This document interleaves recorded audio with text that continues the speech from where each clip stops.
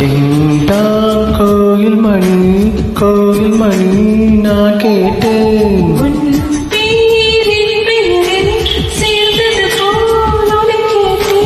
நீ கேட்டது ஆசையின் எதிரொலி